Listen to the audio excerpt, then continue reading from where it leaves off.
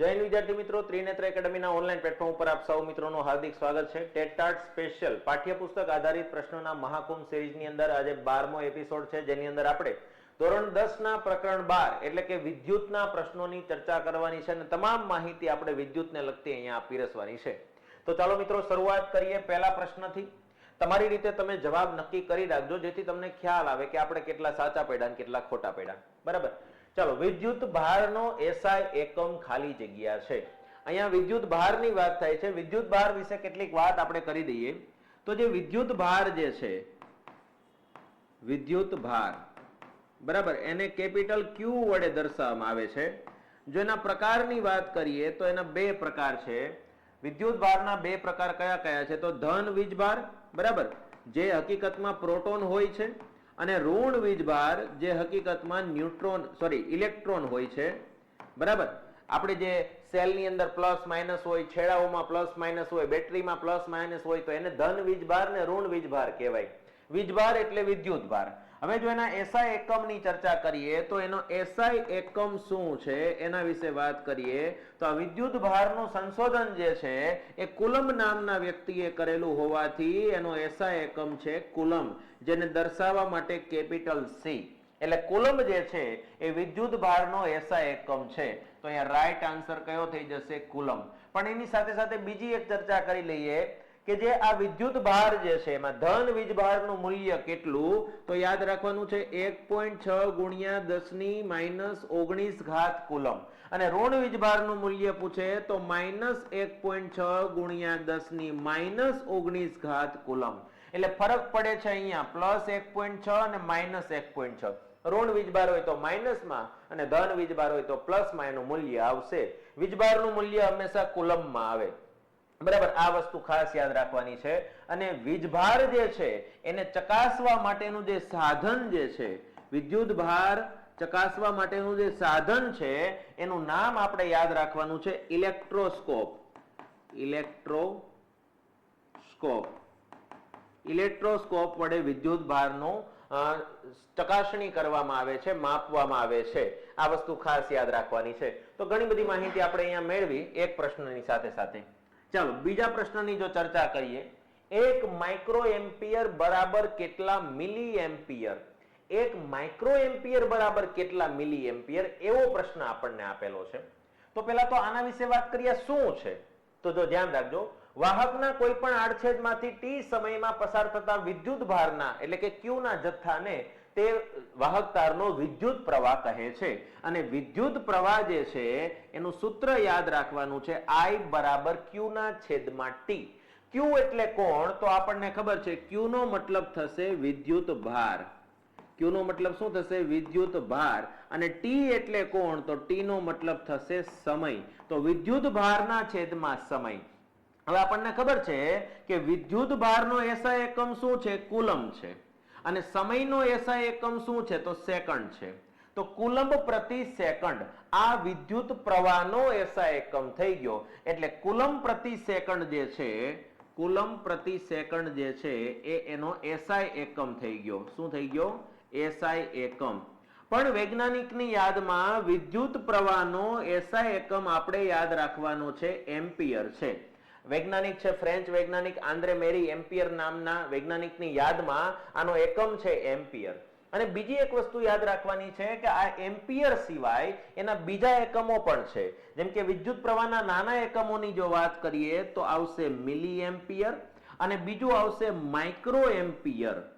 હવે તમે વિચાર કરો, આ મિલી એમ્પિયર ને માઇક્રો એમ્પિયર નાના છે. અહીંયા મૂલ્ય આપેલું છે 1 મિલી એમ્પિયર બરાબર 10⁻³ ઘાત એમ્પિયર અને 1 માઇક્રો એમ્પિયર બરાબર 10⁻6 ઘાત એમ્પિયર. જો આમાં કેટલીક વસ્તુ યાદ રાખજો, કદાચ આ ઊંધું કરી નાખે, તમને એમ પૂછી લે કે 1 એમ્પિયર બરાબર કેટલા મિલી એમ્પિયર? તો 10⁻³ છે, એના બદલે 10⁻³ ઘાત થઈ જશે. એમ પૂછવામાં આવે કે 1 એમ્પિયર બરાબર કેટલા માઇક્રો એમ્પિયર? તો 10⁻6 ઘાત છે, એના બદલે 6 ઘાત આવી જશે. એટલે આમાંથી શું પૂછે છે એના ઉપર આધાર રાખે. અહીંયા શું પૂછેલું છે? તો આમાંથી એક પણ વસ્તુ પૂછેલી નથી. જો અહીંયા શું પૂછેલું? 1 માઇક્રો એમ્પિયર બરાબર કેટલા મિલી એમ્પિયર? 1 માઇક્રો એમ્પિયર બરાબર કેટલા મિલી એમ્પિયર? બરાબર, હવે માઇક્રો અને મિલીની વચ્ચે કેટલો ફરક છે એ તમને ખબર છે, 3 ઘાતનો ફરક છે. મિલી એમ્પિયર મોટો છે, માઇક્રો એમ્પિયર નાનો છે. તો અહીંયા એક વસ્તુ તો પેલા એ શીખવાડી દઉં, હું તમને નોંધ સ્વરૂપે એક વસ્તુ લખાવી દઉં એટલે આ બધી માથાજીક તમારી કમ્પ્લીટ થઈ જાય. જ્યારે પણ નાના એકમમાંથી મોટામાં ફેરવવાનું હોય ત્યારે યાદ રાખવાનું છે ઘાત હંમેશા ઋણ હોય, બરાબર. અને જ્યારે મોટા એકમમાંથી નાના એકમમાં ફેરવવાનું થાય ત્યારે યાદ રાખવાનું છે ઘાત હંમેશા ધન હશે. કેવી હશે? ધન હશે. આ વસ્તુ યાદ રાખજો. જો નાનામાંથી મોટામાં ફેરવું, કેવી ઘાત આવી? માઇનસ. નાનામાંથી મોટામાં ઋણ ઘાત આવી. નાનામાંથી મોટામાં ઋણ, મોટામાંથી નાનામાં ધન, મોટામાંથી નાનામાં ધન ઘાત. બાકી તગડો ને છગડો એવું જ યાદ રાખ્યું. તો હવે અહીંયા યાદ રાખવાનું છે કે અહીંયા શું છે, તો અહીંયા તમને દેખાય છે કે મિલી એમ્પિયર છે એ માઇક્રો એમ્પિયર છે મિલી એમ્પિયર કરતા નાનો છે. તો નાનામાંથી મોટામાં ફેરવવાનું છે અને 3 ઘાતનો ડિફરન્સ છે. તો શું યાદ રાખવાનું? 3 તો આવશે, પણ નાનામાંથી મોટામાં હોય ત્યારે ઘાત કેવી આવે? ઋણ આવે. તો 10⁻³ ઘાત થઈ જશે. અહીંયા આન્સર શું થઈ જશે? 10⁻³ ઘાત. આના સિવાય તમને આવો કોઈ પ્રશ્ન પૂછે તો તમારે યાદ રાખવાનું છે. અને આની સાથે સાથે હું તમને એક વસ્તુ બીજી પણ જણાવી દઉં કે જ્યારે પણ વિદ્યુત પ્રવાહની વાત થાય, વિદ્યુત પ્રવાહને દર્શાવવા માટે I, ત્યારે એના એકમોની ચર્ચા કરવામાં આવે તો યાદ રાખવાનું છે કે વિદ્યુત પ્રવાહ માટે કયા કયા એકમોનો ઉપયોગ થાય છે. તો એક તો યાદ રાખવાનું છે કુલમ પ્રતિ સેકન્ડ, એક યાદ રાખવાનું છે એમ્પિયર, એક યાદ રાખવાનું છે મિલી એમ્પિયર, અને એક યાદ રાખવાનું છે માઇક્રો એમ્પિયર. આ બધી જ વસ્તુ જે છે એ યાદ રાખવાની છે કે વિદ્યુત પ્રવાહના 4 એકમો ખાસ આવશે. સૂત્ર આધારે એકમ, વૈજ્ઞાનિક આધારે એકમ ને નાના એકમો. બસ આ 4 એકમ યાદ રાખવાના છે. અને વિદ્યુત પ્રવાહના માપન કરવા માટે જે સાધન વપરાય એને એ મીટર કહેવાય. શું કહેવાય? એ મીટર. એ મીટરમાં 2 છેડા અડાડો એટલે તમને આઈડિયા આવી જાય કે આ પ્લગ છે કે આ છેડો છે, એમાં કેટલા એમ્પિયર પાવર વહી રહ્યો છે. બરાબર? પ્રવાહ એટલે વહેવું.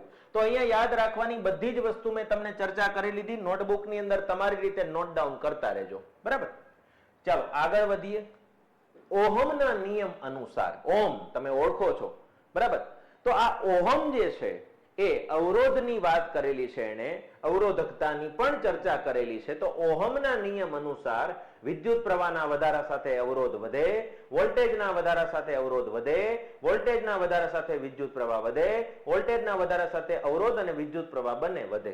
તો શું છે? તો ઓહમનો નિયમ પહેલા આપણે જાણવો પડે.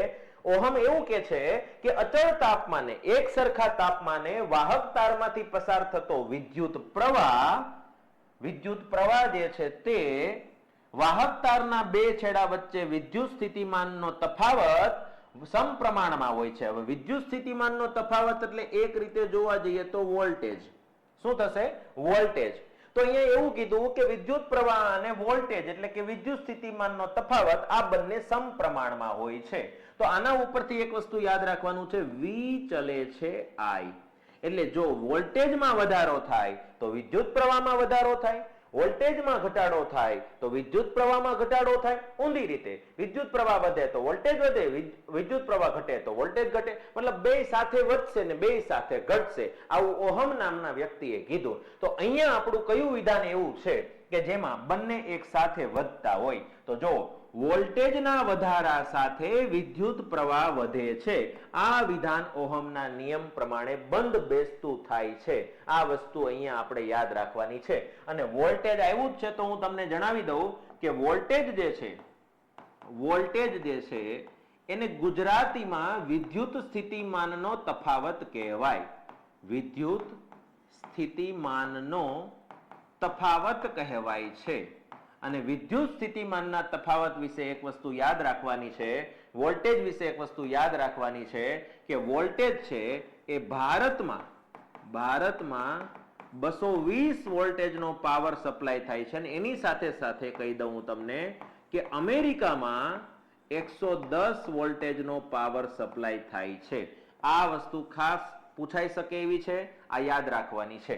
બરાબર, ભારતની અંદર 220 વોલ્ટેજ અને અમેરિકાની અંદર 110 વોલ્ટેજનો પાવર સપ્લાય કરવામાં આવે છે. ચાલો, તો અહીંયા આપણને આ વસ્તુ ખ્યાલ આવી ગયો. હવે આપણે આગળ વધીએ. એના પછીનો સવાલ, વિદ્યુત પ્રવાહનું સૂત્ર ખાલી જગ્યા છે. વિદ્યુત પ્રવાહનું સૂત્ર હવે તમને યાદ છે, આપણે આગળની સ્લાઇડમાં શીખી ગયા. વિદ્યુત પ્રવાહ I બરાબર Q ના છેદમાં T, એટલે અહીંયા રાઈટ આન્સર થઈ જશે I બરાબર Q ના છેદમાં T. આ આપણો સાચો જવાબ છે. Q એટલે વિદ્યુત ભાર, T એટલે સમય, કુલમ પ્રતિ સેકન્ડ આ એનો એકમ છે. આ બધી વસ્તુ આપણે જાણી લીધી. વિદ્યુત પ્રવાહનું સંશોધન આન્દ્રે મેરી એમ્પિયર નામના વૈજ્ઞાનિકે કરેલું છે, એટલે એનો SI એકમ એમ્પિયર રાખવામાં આવેલો છે. બરાબર, ઘણી વખત પરીક્ષામાં પૂછાઈ ગયેલો પ્રશ્ન. ચાલો, ત્યારબાદ આગળ વધીએ. વિદ્યુત સ્થિતિમાનના તફાવતનો એકમ ખાલી જગ્યા છે. વિદ્યુત સ્થિતિમાનનો તફાવત એટલે વોલ્ટેજ. વોલ્ટેજ વિશે આપણે ડીપમાં માહિતી મેળવીએ. ચાલો, વોલ્ટેજ વિશે વાત કરીએ તો કોઈ પણ વિદ્યુત પ્રવાહધારિત વિદ્યુત પરિપથમાં બે બિંદુ વચ્ચે વિદ્યુત સ્થિતિમાનનો તફાવત એટલે શું? તો એક ધન વીજભારને એક બિંદુએથી બીજે બિંદુ સુધી લઈ જવા માટે કરવું પડતું કાર્ય. વ્યાખ્યા યાદ નહીં રહે તો ચાલશે. અહીંયા આપણે સૂત્ર યાદ રાખવાનું છે કે વોલ્ટેજ V બરાબર શું થાય? તો કરેલું કાર્ય એટલે કે W ના છેદમાં વિદ્યુત ભાર એટલે Q. W ના છેદમાં Q, તો V બરાબર શું થઈ ગયું? W ના છેદમાં Q. હવે તમને ખબર છે કે આ સૂત્ર પ્રમાણે આપણે એકમ મેળવવા જઈએ તો કાર્યનો એકમ શું છે? તો કાર્યનો એકમ છે જૂલ. કાર્યનો એકમ શું છે? જૂલ છે. અને છેદમાં વિદ્યુત ભારનો એકમ શું છે? તો કુલમ. તો જૂલ પ્રતિ કુલમ. જૂલ પ્રતિ કુલમ ક્યાં આપેલું છે? અહીંયા આપેલું છે. તો આ એનો SI એકમ થઈ ગયો. પરંતુ યાદ રાખજો, વિદ્યુત સ્થિતિમાનનો તફાવત વોલ્ટેજ તરીકે ઓળખાય છે. વિદ્યુત સ્થિતિમાનના તફાવતનો SI એકમ વોલ્ટ. વોલ્ટ એટલે V. જો ધ્યાન રાખજો, વોટ નહીં, વોલ્ટ. વોલ્ટ એલેક્ઝાન્ડ્રા વોલ્ટા નામના વૈજ્ઞાનિકની યાદમાં આ નામ પાડેલું છે. બરાબર, તો વોલ્ટ છે એનો SI એકમ છે વૈજ્ઞાનિકના નામની યાદમાં, અને સૂત્રના આધારે એનો SI એકમ છે જૂલ પ્રતિ કુલમ. બરાબર, એટલે J/C લખી શકો. તો આ રીતે તમને ખ્યાલ આવી ગયો કે વિદ્યુત સ્થિતિમાનનો તફાવત છે એના બે એકમ યાદ રાખવાના છે. એક છે વોલ્ટ, V વડે દર્શાવાય, અને બીજો જે છે જૂલ પ્રતિ કુલમ છે. બરાબર, આ વસ્તુ પણ પરીક્ષામાં પૂછાઈ શકે એવી છે. ચાલો આગળ વધીએ. વાહક તારની અવરોધકતા. અવરોધકતા જે છે કયા પરિબળ પર આધાર રાખે છે? એટલે કે જે વાહક તાર હોય ને એની અંદર જે વિદ્યુત પ્રવાહ અવરોધવાનું, અડચણ ઊભી થવાનું જે કામ છે એ કોના ઉપર આધાર રાખે છે? એની લંબાઈ ઉપર, એના આડછેદના ક્ષેત્રફળ પર, એના કદ ઉપર કે તારના દ્રવ્ય પર? તો ખાસ વસ્તુ યાદ રાખવાની છે મિત્રો કે લંબાઈ, ક્ષેત્રફળ, કદ કોઈ માયને રાખતું નથી. તારમાં રહેલી જે દ્રવ્ય જે છે એના ઉપર તારની અવરોધકતા અસર કરે છે. યાદ રાખજો, તાર કયા દ્રવ્યનું બનેલું છે, એની પ્રકાર કેવો છે, જાત કેવી છે, તાપમાન કેટલું છે દ્રવ્યનું, દ્રવ્ય ઉપર જ બધું આધાર રાખે, વધી વધીને દબાણ ઉપર આધાર રાખે. એટલે યાદ શું રાખવાનું છે કે તારની જે અવરોધકતા છે, અડચણ ઊભી થવાની જે વસ્તુ છે એ હંમેશા દ્રવ્ય પર આધાર. હવે દ્રવ્ય એટલે બીજું કાંઈ નહીં, પદાર્થ. માની લો કે ધાતુ પદાર્થો જે છે, ધાતુ દ્રવ્ય છે, એમાં વિદ્યુત પ્રવાહ સ્પીડમાં વહે છે, અવરોધકતા ઓછી હોય. અધાતુ તત્વો છે એમાં વિદ્યુત પ્રવાહ વહી જ નથી શકતો, એટલે અવાહક હોય છે. અર્ધ ધાતુ તત્વો એમાં ધીમે ધીમે વહે છે, એનો મતલબ કે એમાં અવરોધકતા મીડિયમ છે, બહુ વધારે નહીં બહુ ઓછી નહીં એવી છે. તો તારનું દ્રવ્ય છે એ ધાતુ છે, અધાતુ છે કે અર્ધ ધાતુ છે એના પર આધાર રાખે. હવે તમને ખબર છે કે પ્લાસ્ટિકમાંથી વિદ્યુત પ્રવાહ વહી ન શકે, કેમ કે એમાં અવરોધકતા ખૂબ જ વધારે છે, એટલે પ્લાસ્ટિક વિદ્યુતનું અવાહક છે. કાચમાંથી વિદ્યુત પ્રવાહ વહી ન શકે, કારણ કે એમાં ખૂબ જ વધારે અવરોધકતા છે, એટલે કાચ વિદ્યુતનું અવાહક છે. અને ચાંદી જે છે એ સારામાં સારું સુવાહક છે, કેમ કે એમાં અવરોધકતા સૌથી ઓછામાં ઓછી છે. પણ ચાંદીના તારનો ઉપયોગ ન થતો, પેટાળમાં પ્રમાણ ઓછું છે, મોંઘું પડે એટલા માટે. એટલે આપણે અત્યારે વિદ્યુત પ્રવાહના વહન માટે બીજા નંબરનો સુવાહક ધાતુ કોપર એટલે કે તાંબુ વાપરીએ છીએ, જેમાં અવરોધકતા ચાંદી કરતા થોડીક ઓછી છે. બરાબર, એટલા માટે થોડીક વધારે છે, પણ ચાંદી વપરાતું નથી, એટલે આપણે ના છૂટકે કોપર વાપરવું પડે. એમ કરતા કરતા જુદી જુદી ધાતુઓ બદલાય તો અવરોધકતા બદલાય, સ્પીડ ઘટે. આ વસ્તુ યાદ રાખજો. એટલે અધાતુ તત્વો છે એમાંથી વહેતું જ નથી, અવાહક છે, અવરોધકતા સૌથી વધારે છે. અવરોધકતા એટલે અડચણ. બરાબર, તો તારના દ્રવ્ય ઉપર ડિપેન્ડ કરે છે એ તારની અવરોધકતા. અવરોધકતાનો એસઆઈ એકમ ખાલી જગ્યા છે. અવરોધકતા એટલે શું? તો અવરોધકતાની જો આપણે વાત કરીએ તો હું તમને અહીંયા જણાવી દઉં કે અવરોધકતા જે છે, અવરોધકતા એને ડેલ્ટા વડે દર્શાવવામાં આવે છે. અને એનું સૂત્ર કેવું થાય છે તો યાદ રાખવાનું છે, એનું સૂત્ર આ રીતે થશે: અવરોધ, તારનો અવરોધ ગુણ્યા એનું ક્ષેત્રફળ અને છેદમાં તારની લંબાઈ, છેદમાં તારની લંબાઈ. હવે તમે વિચારવા જાઓ તો અવરોધ જે છે એનો એસઆઈ એકમ શું છે તો આપણને ખબર છે ઓમ, બરાબર.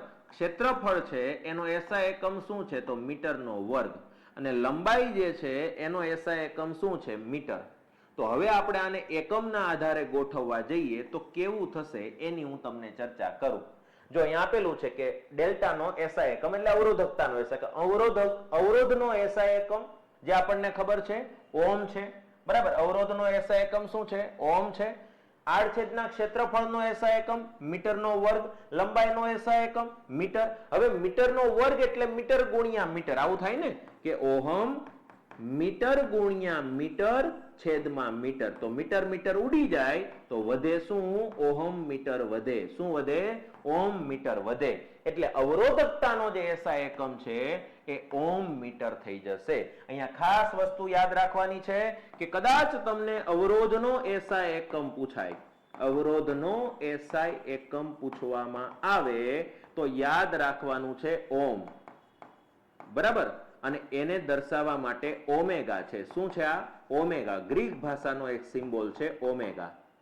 તો ઓમ છે ઈ અવરોધનો એસઆઈ એકમ છે, અને અવરોધકતાનો એસઆઈ એકમ પૂછે તો યાદ રાખવાનું છે ઓમ મીટર, બરાબર. તો આ વસ્તુ તમને ખ્યાલ આવી કે ભાઈ અહીંયા અવરોધકતાનો એસઆઈ એકમ શું થશે.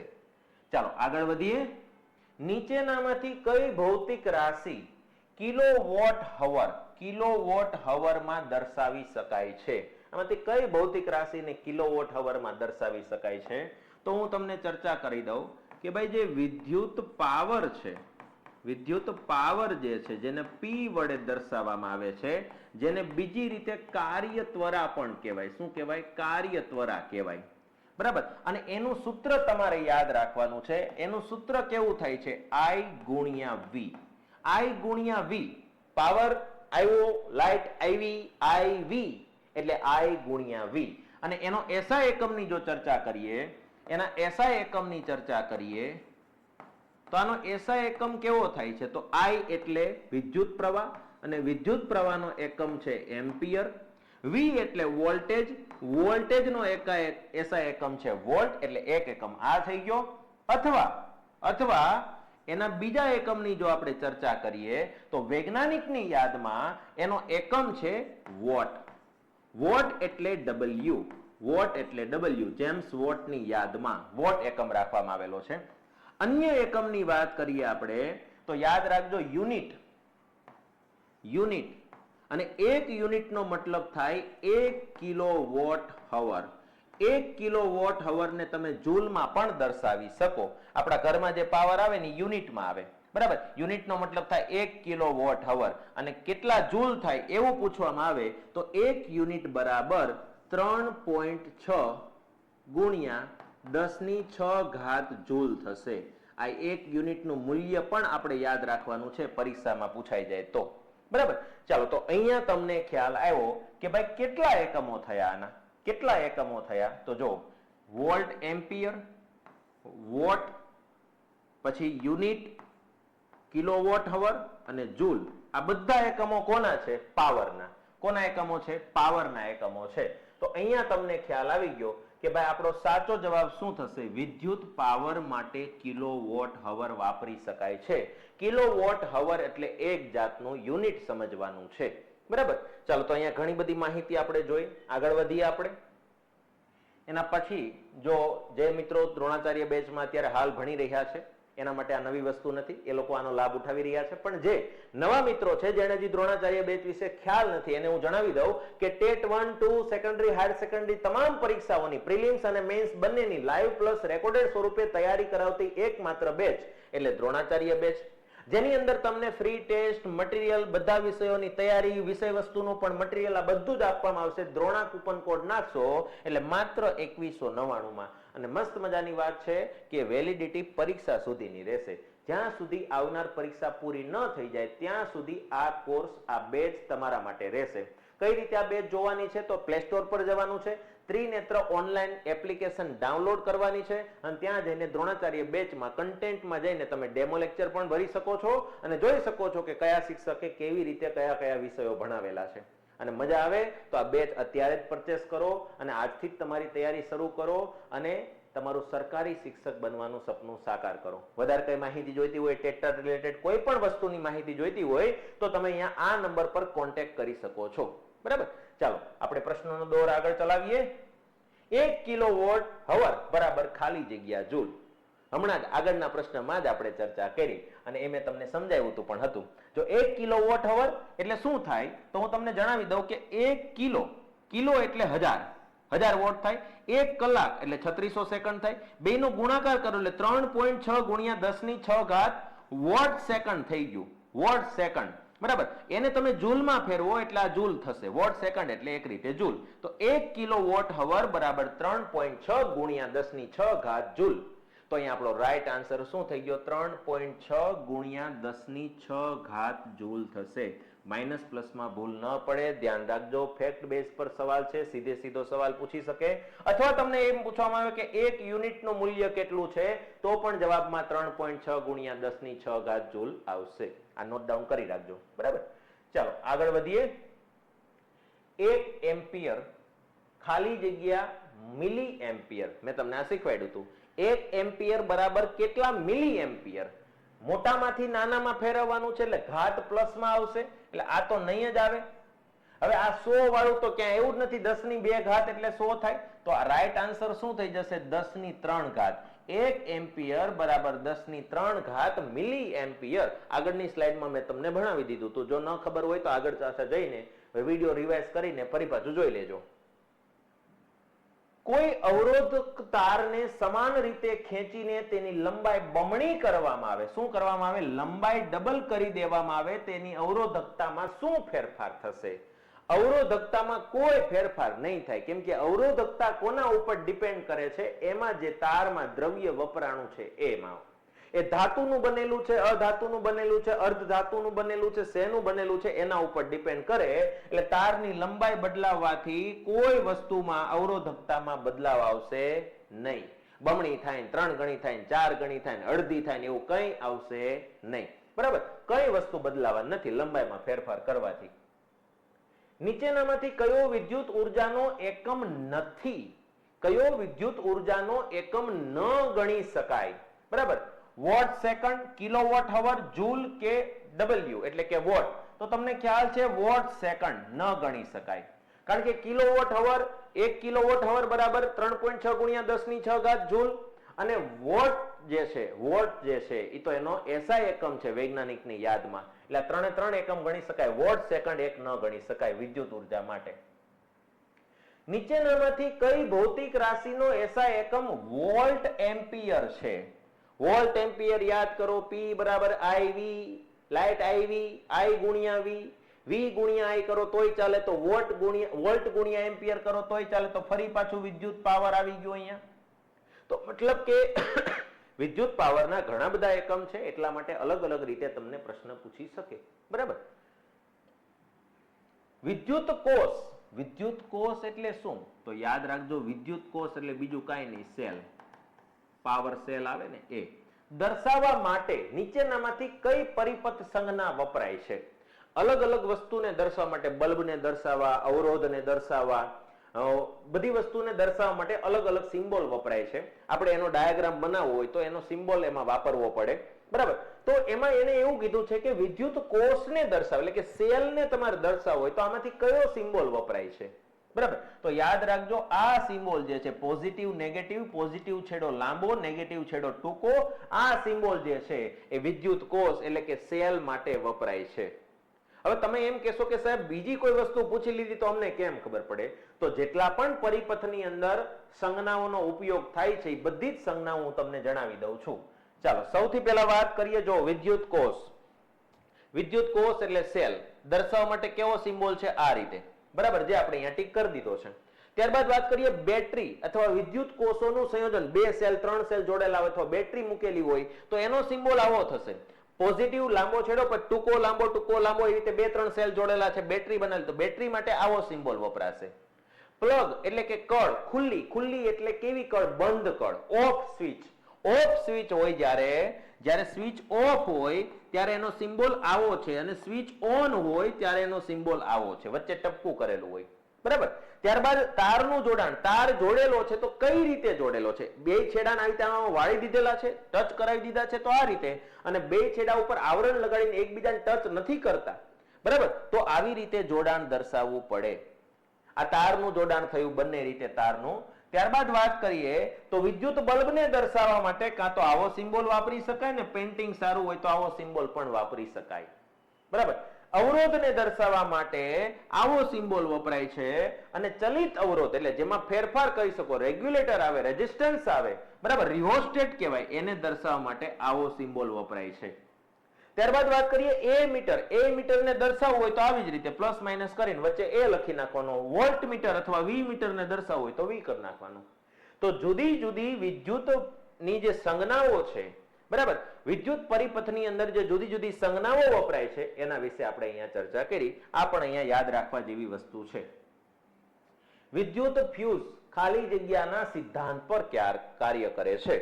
વિદ્યુત ફ્યુઝ એટલે આપણા ઘરમાં મીટર પછી લગાવેલો હોય, અને વિદ્યુત ફ્યુઝ છે આપણને ખબર છે કે ઘરમાં કોઈ શોર્ટ સર્કિટ થાય કે ઓવરલોડિંગ થાય ત્યારે ફ્યુઝનો તાર બળી જાય છે, કેમ કે એનું ગલન બિંદુ નીચું હોય. લેડ અને ટીનના મિશ્રણમાંથી બનાવેલો નીચા ગલન બિંદુ વાળો તાર વપરાય છે. પણ અહીંયા પૂછવામાં આવેલું છે કયા સિદ્ધાંત પર કાર્ય કરે છે. એ તાર બળી જવાનો જે ગુણધર્મ છે એ આપણને ખબર છે કે જેવી શોર્ટ સર્કિટ થાય ઘરમાં કે ઓવરલોડિંગ થાય ત્યારે તાર ગરમ થશે ને ગરમ થવાને લીધે બળી જાય, એટલે આપણે એમ કહીએ ફ્યુઝ ઉડી ગયો અને ઘરના સાધનો બચી ગયા. તો યાદ રાખજો, ગરમ થવાના કારણે ઈ ઉડી જાય છે એટલે વિદ્યુત પ્રવાહની તાપીય અસર પર કાર્ય કરે છે એમ કહેવાય. વિદ્યુત ઉર્જાનું ઉષ્મા ઉર્જામાં રૂપાંતર થાય એને વિદ્યુત પ્રવાહની તાપીય અસર કહેવાય. જેમ કે એક્ઝામ્પલ તરીકે ઘણા બધા સાધનો છે, ઇસ્ત્રી છે, ટોસ્ટર મશીન છે, હીટર છે, આ બલ્બ છે, બરાબર, આ બધી જ વસ્તુ જે છે એ વિદ્યુત પ્રવાહની તાપીય અસર પર કાર્ય કરે છે. આના સિવાય ઘણા બધા સાધનો આવી શકે છે આપણી માટે, બરાબર. જેમ કે આ બધી વસ્તુ કેવી છે કે વિદ્યુત પ્રવાહના કારણે ચાલે છે, ગરમ થાય છે અને ગરમીનો આપણે ઉપયોગ કરીએ છીએ. તમને એમ થાય સાહેબ બલ્બનો તો આપણે પ્રકાશ માટે ઉપયોગ કરીએ છીએ, પણ તમે ઘણી વાર જોયું છે પાણીપુરીની લારી ઉપર એવો ગોળો લટકાવેલો હોય જેના લીધે પૂરી ગરમ રહે. અને ઓલા મરઘા ઉછેર કેન્દ્રોમાં તમે જોયું છે બલ્બ ઉપર લટકાવેલા હોય પીળા બલ્બ, કારણ કે ગરમી રહે. અને આપણે પહેલાના સમયમાં જે પ્રસૂતિ વાળી જે સ્ત્રી છે એના રૂમમાં પણ એ પીળો ગોળો લગાવતા હતા, કેમ કે ગરમીના કારણે ઓલા બાળકને કમળો ન થાય. અને અત્યારની સ્ત્રીઓને ઓલી એલઈડી લાઇટમાં હુવરાવે છે એટલે બાળક જન્મે છે તરત એને કમળો થઈ જાય છે. ઘણા બાળકોના કેસમાં જોયો છે અને તરત કમળો આવે છે. તો આ વસ્તુ યાદ રાખવાની છે. આપણા પૂર્વજો, આપણા મા બાપ જે છે બહુ બુદ્ધિશાળી હતા, ભલે એને સાયન્સ ન કર્યું હોય પણ એનામાં બુદ્ધિ અવ્વલ નંબરની હતી, જે આપણામાં નથી કદાચ અત્યારે મારા ને તમારામાં. તો આ વસ્તુ જે છે વિદ્યુત પ્રવાહની તાપીય અસર પર ચાલતા સાધનોની ચર્ચા કરી. તો અહીંયા વિદ્યુત ફ્યુઝ છે એ તાપીય અસર પર કાર્ય કરે છે. હવે આ બધી જ વસ્તુ જે ભણ્યા એમાંથી કેટલીક વસ્તુ આપણને બધું મિક્સ થઈ જાય છે. બધી ભૌતિક રાશિ, વિદ્યુત પ્રવાહ, વિદ્યુત સ્થિતિમાનનો તફાવત એટલે વોલ્ટેજ, અવરોધ, પાવર. તો આના વિશે હું તમને એક મસ્ત મજાની શોર્ટકટ આપી દઉં છું કે આ બધી જ વસ્તુ એક સાથે તમને યાદ રહી જાય. આ એક કોષ્ટક યાદ રાખી લ્યો, તમારા ઘણા બધા પ્રશ્નો સોલ્યુશન થઈ જશે. આ તમારા માટે મોસ્ટ આઈએમપી કોષ્ટક છે. મોસ્ટ આઈએમપી કોષ્ટક છે, પરીક્ષા માટે ખાસ યાદ રાખવાનું છે. જો જુદી જુદી ભૌતિક રાશિઓ છે ને કયા અક્ષર વડે દર્શાવાય એ પણ લખેલું છે. વિદ્યુત ભાર, એસઆઈ એકમ કુલમ, વૈજ્ઞાનિકનું નામ ચાર્લ્સ કુલમ, સાધનનું નામ ઇલેક્ટ્રોસ્કોપ, એનું સૂત્ર છે Ne એટલે કે ઇલેક્ટ્રોનની સંખ્યા, બરાબર. વિદ્યુત પ્રવાહ I, એસઆઈ એકમ એમ્પિયર, વૈજ્ઞાનિક આંદ્રે મેરી એમ્પિયર, સાધન એ મીટર, સૂત્ર કેવું Q ના છેદમાં T. ભૌતિક રાશિ વોલ્ટેજ, એસઆઈ એકમ વોલ્ટ, વૈજ્ઞાનિક એલેક્ઝાન્ડર વોલ્ટા, સાધન જે છે વોલ્ટ મીટર અને સૂત્ર છે W ના છેદમાં Q.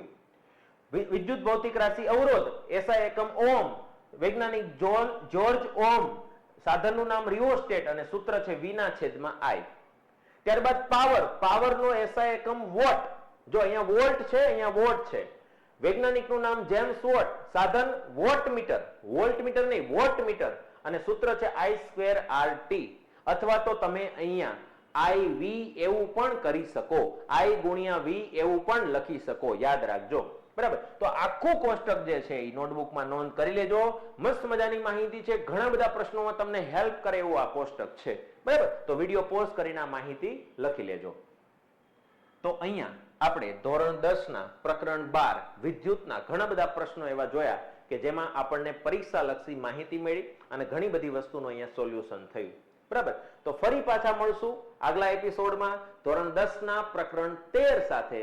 ત્યાં સુધી જય હિન્દ, જય ભારત.